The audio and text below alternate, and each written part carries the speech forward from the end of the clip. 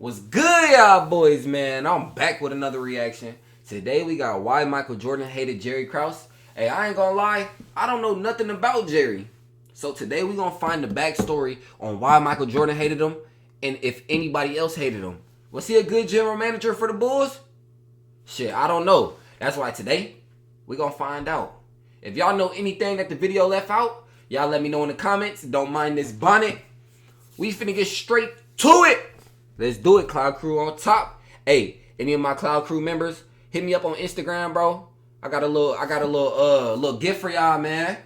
Tap in, Cloud1 on Instagram. If you text me like Cloud Crew, I'm gonna send you a gift, bro. No cap. Send me a Cashapp. I believe that organizations as a whole.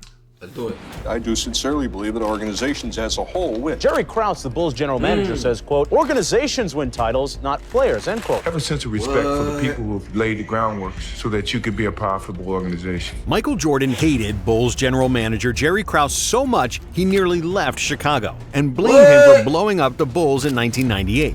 But why did Jordan dislike his GM so much, even after they won 6 championships together? This is the complete story of the beef between MJ and one of the most successful general managers of all time. Jerry Krause was a scouting legend. He was the first and only executive in 2 different sports, having dual careers in basketball and baseball. Jerry's NBA career started in the 1960s as a scout for the Baltimore Bullets, and Krause immediately made a name for himself. In 1965 and 1967, Krause found 2 future Hall of Famers from low-division programs in Jerry Sloan and Earl the Pearl Monroe. After Baltimore, Krause worked as a scout for the Suns, 76ers, Lakers, and Bulls throughout the 70s and 80s.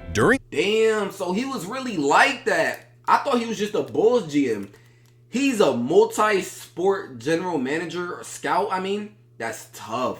So really, Jerry's really a legend. So we gonna really see what happened. Because you know Mike's the real legend. You know what I'm saying? Mike's the legend of the game. So we gonna see why Mike hated the GM legend. The GM GOAT. We gonna see. Now I understand. Now I got a little understanding of who this guy is and what he does. Alright, bet. At that time, Krause was a baseball scout for the Cleveland Indians, the Oakland A's, the Seattle Mariners, and the Chicago White Sox. Damn. Krause was often viewed as the hardest-working scout in sports, a guy who spent all of his time watching ball players and evaluating talent. In 1985, after the Chicago White Sox owner Jerry Reinsdorf also bought the Chicago Bulls, he plucked Krause from the White Sox staff and handpicked him to become the new general manager of the Bulls. Despite his experience, Krause had an extremely tough challenge ahead. What Krause inherited was Michael Jordan and the flying cocaine circus that were the majority of his teammates. Wait, how bad was that circus? Like, were people really doing that, like, a lot? Like, was it really a bad thing? If y'all know what I mean. I ain't gonna say the word. But what he just said, was that really, like, a thing back in the day? Like, they were really overusing? Like, was the players really, like, you feel me? The Bulls sucked with 4 consecutive losing seasons and a 38-44 record in Jordan's rookie season. However, the first move Krause made wasn't to draft any player, but a coach. Jerry hired Tex Winter as an assistant coach because he wanted Winter to teach the Bulls the infamous triangle offense. The first person we hired was Tex Winter. He's a brilliant man, the finest offensive mind in basketball. He then signed John Paxson and traded for Charles Oakley, who would both prove to be extremely important figures for the Bulls and Michael Jordan. But as soon as Krause's first season as GM started, the problems did too. Jordan broke his ankle in the 3rd game of the 1986 season and was ruled out for several months. As stubborn as Jordan was, he was soon playing pickup games in North Carolina, while the Bulls' doctor said he still faced a great risk of re-injuring his foot. So when Michael returned to the lineup, Krause limited his minutes, making him play just 7.5 minutes per half, carrying a stopwatch and signaling to the coaches when to sub him out. Jordan was pissed by not playing and confronted Krause about his playing time. "I'm the only person in the NBA who has ever told him no. This kid has had his butt kissed by everybody in the world except his parents and me. My goal is not to be his friend.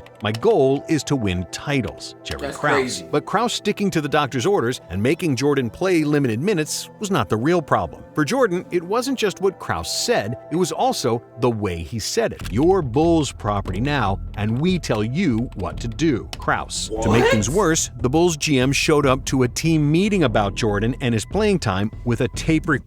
Saying that you're Bulls property now? I mean, I feel like Jordan would, like, take offense to that a little bit. Like, Damn, you gonna say I'm property? Like, you saying I'm property? That's low-key crazy.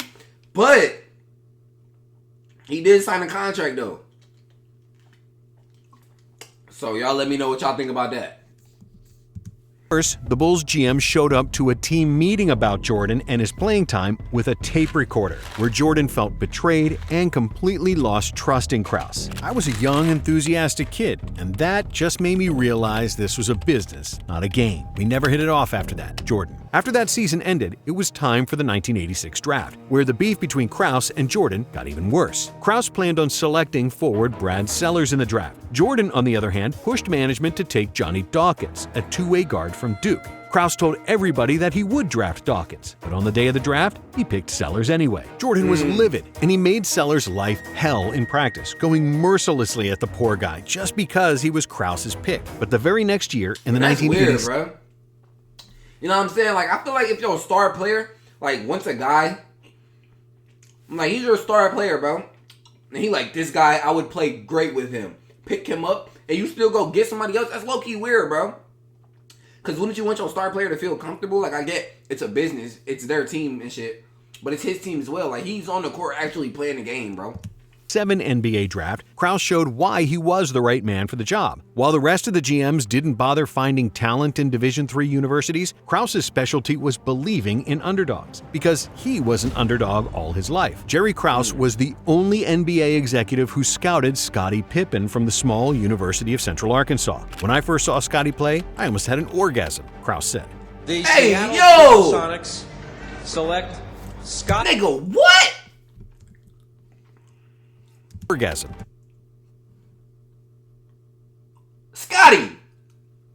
And you knew this man said this shit. He talking about he watching you with his own two eyes and he finna have an orgasm. What the nigga, what? Krause said. The Seattle Supersonics select Scott Pippen of Central Arkansas. Krause was devastated when the Seattle Supersonics drafted Pippen. Hey, I ain't gonna lie. Shout out to Jerry Krause for recruiting guys that's not at D1, bro. Like, nowadays, like, you will never hear of anybody that ever gets scouted from the NBA in Division 2, Division 3. That shit would be crazy. Like, you know what I'm saying? Like, Fit. Unheard of. But then he traded the 8th pick in the draft, Olden Polynice, and future assets to get Scotty. Technically, the Seattle club took him for us, and then we acquired him. Krause also drafted Horace Grant, another future cornerstone of the franchise, thus completing one of the best drafts ever by an NBA GM. While Jordan couldn't be unhappy with Jerry's choices, Krause soon gave him another reason to hate him. In the 1988 season, the Bulls GM traded Charles Oakley to the Knicks for inexperienced center Bill Cartwright. Oakley was Jordan's best friend on the team and his protector on the court, especially against the bad boy Pistons. Although Cartwright did not have Oakley's toughness and rebounding, he was a more well-rounded scorer and playmaker, and was precisely what the Bulls needed. Jordan despised the Oakley trade, not only because he lost his best friend, but also because of how he and Oak found out on TV. Around that time, Jordan started openly mocking Krause in front of teammates and the media. He and Oakley nicknamed him Crumbs because of his size, and after they'd seen him with crumbs of food on his shirt. When Michael came across Krause in the hallway, he didn't say hello to him and kept trash-talking him directly. I can just picture Michael Jordan like, good morning, Jordan. Good. No, why the fuck would he say Jordan? He'd be like, Krause would be like, good morning, Mike. He'd be like, what up, Crumbs? And indirectly. In 1989, after the Bulls lost another playoff battle with the Pistons, Krause fired head coach Doug Collins, which was another move Jordan hated, because he had a great relationship with Collins. Now, if you're getting ready for work right now, then you're probably not Doug Collins. Chicago Bulls head coach was fired in a surprise move yesterday. MJ rightfully felt he was the best player in the NBA and believed he should have some leverage with management decisions. So Michael went to the owner, Jerry Reinsdorf, with the ultimatum, him or me, wanting Krause fired. However, Reinsdorf believed in Krause and asked Jordan to be patient. Phil Jackson became the next Bulls coach, despite having zero experience as an NBA head coach. Jackson previously coached the minor league Albany Patroons and a pair of teams in Puerto Rico, with NBA teams refusing to take a chance on him, largely because of his hippie clothes and offbeat principles. In 1987, when Jackson was considering filing for unemployment, hey, never judge a book by its cover, bro. We learned that shit in 3rd grade, didn't we? or going back to law school, he reached out to Krause as a last-ditch effort to keep his coaching dream alive. Krause hired him as an assistant. Because Phil was willing to implement the triangle offense and get the ball out of Jordan's hands, Krause believed he was the perfect man for the job. It's safe to say that Jackson would never become an NBA coach if it weren't for Krause, something that would later ruin their relationship. But at first, Phil and Jerry had an excellent partnership, especially because the Bulls started winning. In Phil's second season as a head coach, the Bulls finished with the best. Did Phil Jackson used to play basketball? He looked kind of tall, I ain't gonna lie. Record in the NBA, and they finally got over the Pistons hump. And then in the NBA Finals, they defeated the Lakers for their first NBA title. Aside from Jordan, all Bulls players were drafted or acquired by Krause, proving his decision-making and roster building to be successful. The very next year, in 1992, the Bulls won the title again, but Jordan's beef with Krause was still going strong. After the season, Michael and Scottie were part of the Dream Team at the Olympics in Barcelona. And while the rest of the Bro, team... he said that shit to a grown-ass man, bro. I know Jerry hated him, bro. Only had one goal, to win a gold medal. Pippen and Jordan had ulterior motives. They wanted to destroy Tony Kukoc. Kukoc was drafted by the Bulls in 1990, but he chose to stay in Europe where he kept winning EuroLeague titles. And before the Olympics, Krause kept raving about Kukoc and his skills, which pissed off Jordan and Pippen. Because they felt Kukoc was Krause's boy, they wanted to annihilate him.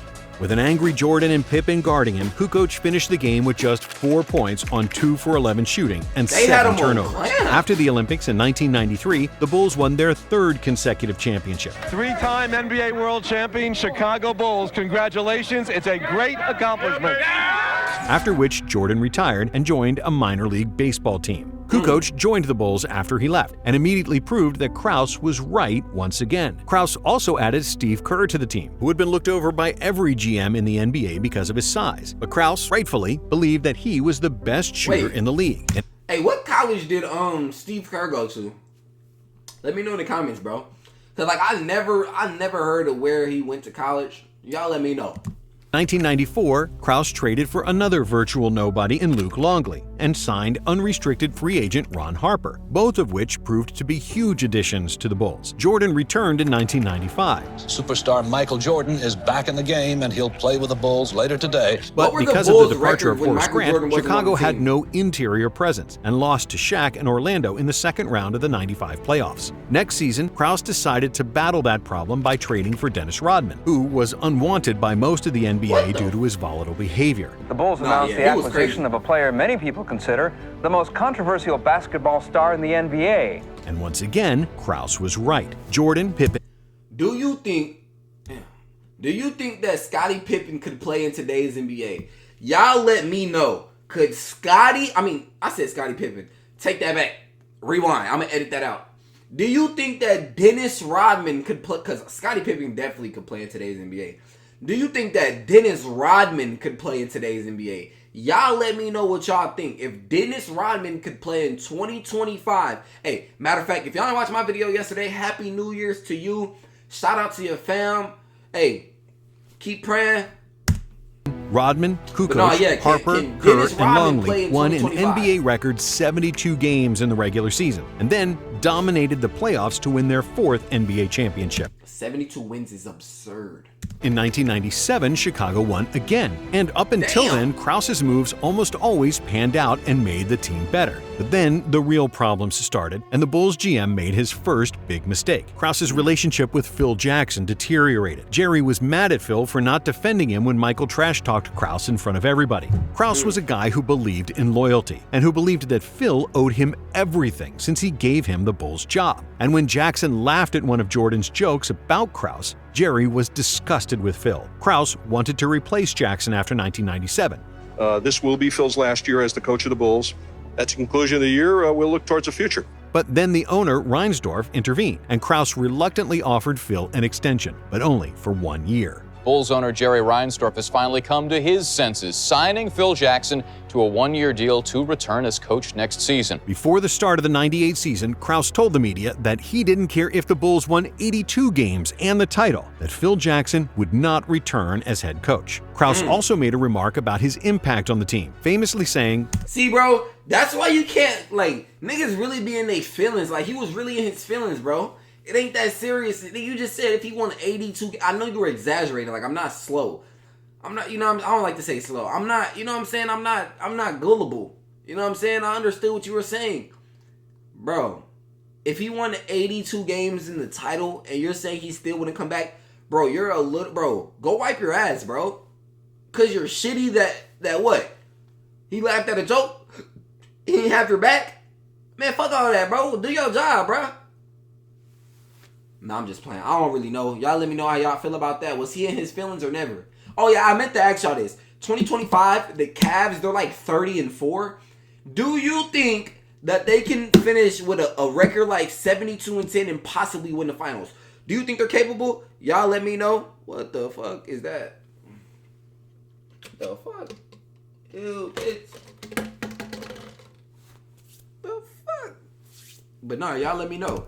I do sincerely believe that organizations as a whole win. This statement particularly made Jordan angry because he was the one scoring all the points, while this 5'6", 220-pound guy never even played basketball. On top of the problems he had with MJ and Phil, Krause also had to deal with Pippen. In 1991, after their first championship, Scottie signed a 7-year deal worth $19 million, about $2.7 million per year. While the Bulls were winning their titles, Pippen was not even among the 100 highest-paid players in the NBA. Pippen is as underpaid gets, only the 122nd highest paid player in the league. Damn, Scottie was like extremely disappointed and wanted a big raise, but Krause didn't want to give it to him. So Scottie boycotted the start of the '98 season, opting to rehab a foot injury at the start of the season and not during the summer.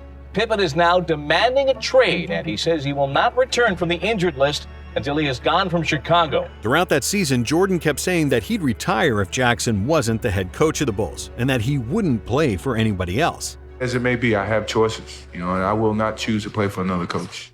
Despite all the turmoil, the Bulls still managed to win the '98 championship, highlighted by Jordan's shot over Byron Russell. Jordan, open, Chicago with the lead. However, Krause kept his promise, and Jackson was gone. Phil Jackson cleaned out his office at the Chicago Bulls practice facility and made it official. After 9 years and 6 NBA titles, he is done as the Bulls coach. And so was Michael, who retired for the second time. In the Last Dance documentary, Jordan heavily criticized Krause for blowing up the Bulls, feeling that they had another championship run in them. We're entitled to defend what we have until we lose it. In the documentary, Krause was never complimented for building a championship roster and finding talent where others didn't. In 2009, during his Hall of Fame speech, Jordan again reiterated how much he hated Krause and never thanked him for helping the Bulls win. Jerry Krause is right there, and Jerry's not here. I don't know who invited him. I didn't. In all honesty, this was very unfair. But hey, that's MJ for you. While Krause definitely had his flaws, especially his people skills and dealing with the media, it's undeniable that he was one of the best general managers in NBA history. Dynasties can't happen without great scouting and team-friendly contracts. Without Pippen, Rodman, Kukoc, and others, MJ would still be a great player, but he probably wouldn't have 6 rings. That's crazy. I ain't gonna lie, that was a good ass video. What do y'all think about Jerry Krause and everything that he did? Was he right? Was he wrong? Y'all let me know, man. Hey, hit that like and sub button. Video drops tomorrow. I got another video that drops tomorrow around 8, 9. So tap into the channel if you're new here. Hey, man, like and subscribe. God bless. Jesus loves you. We out.